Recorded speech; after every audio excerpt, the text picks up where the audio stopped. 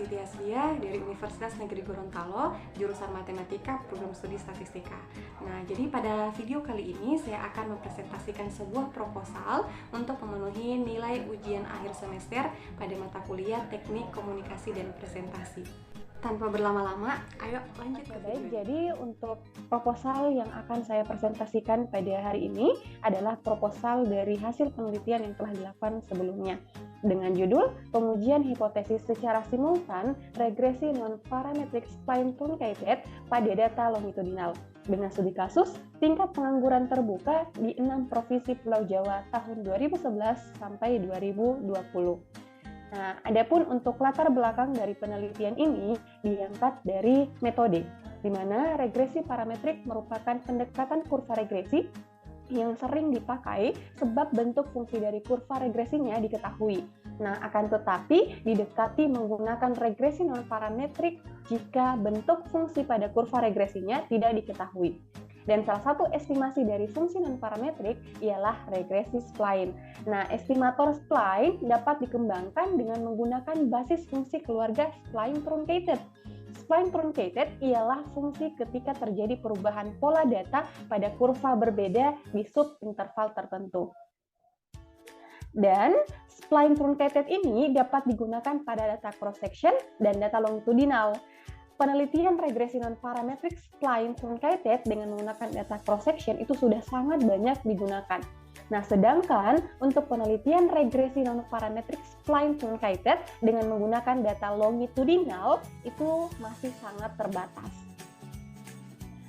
Nah, sehingganya pada regresi non-parametric spline truncated baik pada data cross-section maupun longitudinal dapat diterapkan pada masalah pengangguran.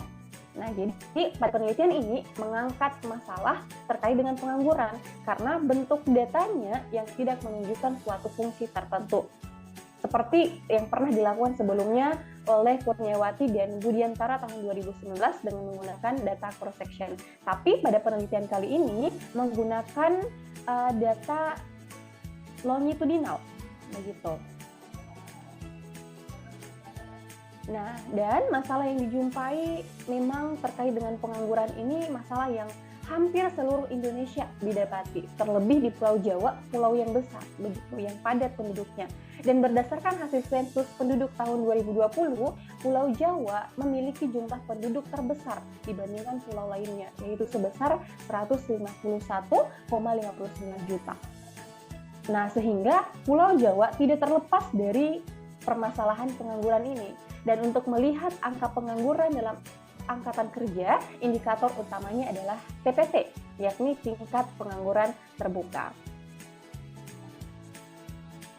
Jadi berdasarkan latar belakang yang saya sampaikan tadi, maka dapat digambarkan bahwasannya penelitian ini menggunakan data longitudinal sampai pada tahap pengujian hipotesis yang masih terbatas. Nah, sehingganya dalam penelitian ini akan dilakukan penelitian tentang pengujian hipotesis secara simultan regresi non-parametric spline truncated pada data longitudinal dengan studi kasus tingkat pengangguran terbuka di 6 provinsi Pulau Jawa tahun 2011 sampai 2020. Nah, untuk rumusan masalahnya ada beberapa. Pertama, bagaimana model spline terbaik pada tingkat pengangguran terbuka di 6 provinsi tadi, atau 6 provinsi Pulau Jawa ya, tahun 2011 sampai 2020 dengan menggunakan metode regresi non-parametric spline truncated pada data longitudinal. Dan kemudian kedua, bagaimana pengujian hipotesis secara simultan pada model spline terbaik tingkat pengangguran terbuka di 6 provinsi Pulau Jawa tahun 2011 sampai 2020 dengan menggunakan metode regresi non-parametric spline truncated pada data longitudinal.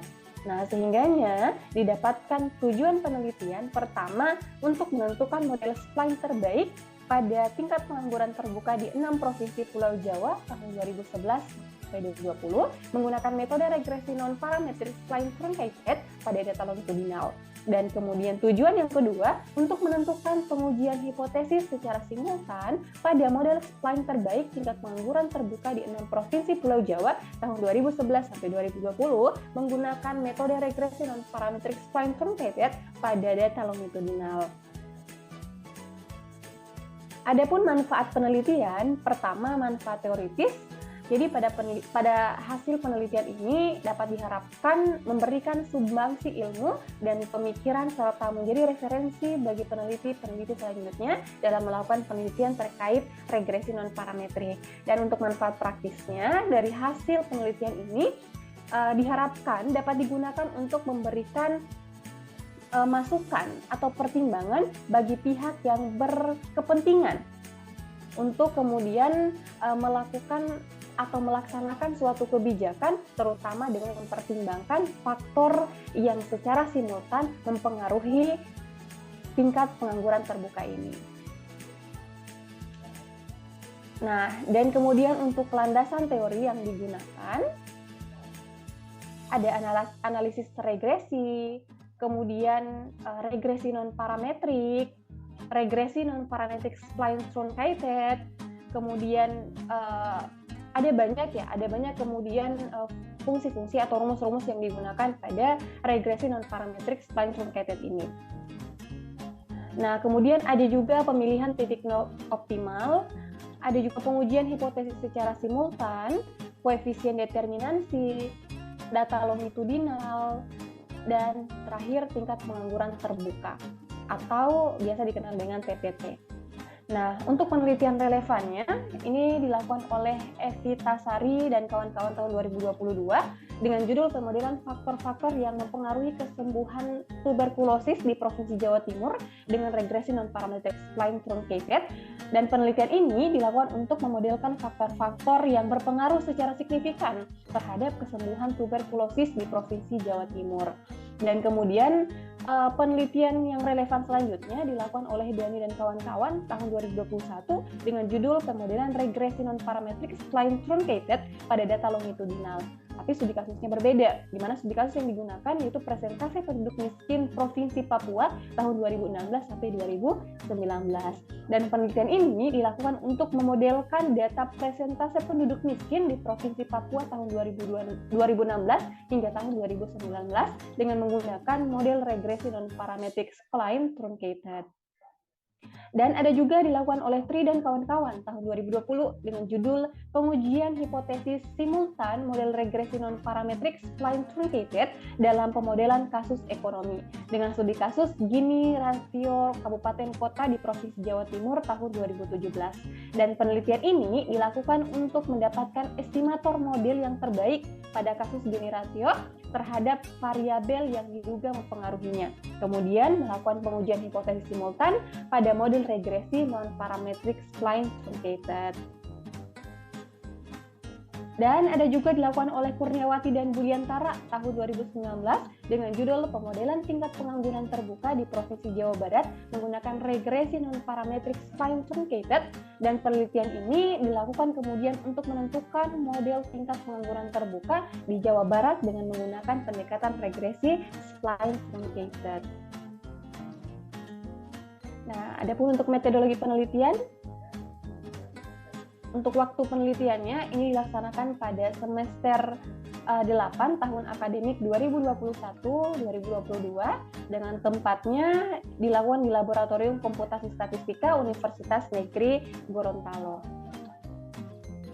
Nah, ini untuk variabel penelitiannya, jadi ada variabel Y dan 6 variabel X, di mana variabel Y-nya adalah tingkat pengangguran terbuka, variabel X1 produk domestik regional bruto, X2 upah minimum regional, X3 inflasi, X4 jumlah penduduk, X5 tingkat partisipasi angkatan kerja, X6 rata-rata lama sekolah. Dan dari semua variabel yang digunakan pada penelitian ini semuanya berskala rasio. Nah, sumber datanya, data yang digunakan dalam penelitian ini data sekunder, di mana datanya itu diperoleh dari website Badan Pusat Statistika di 6 provinsi tersebut, yaitu 6 provinsi di Pulau Jawa, dan kemudian populasi dan sampelnya adalah 6 provinsi yang ada di Pulau Jawa tahun 2011 sampai 2020. Sedangkan untuk sampel dalam penelitian ini adalah populasi itu sendiri. Nah, sehingganya teknik penarikan sampel yang digunakan adalah sampling jenuh.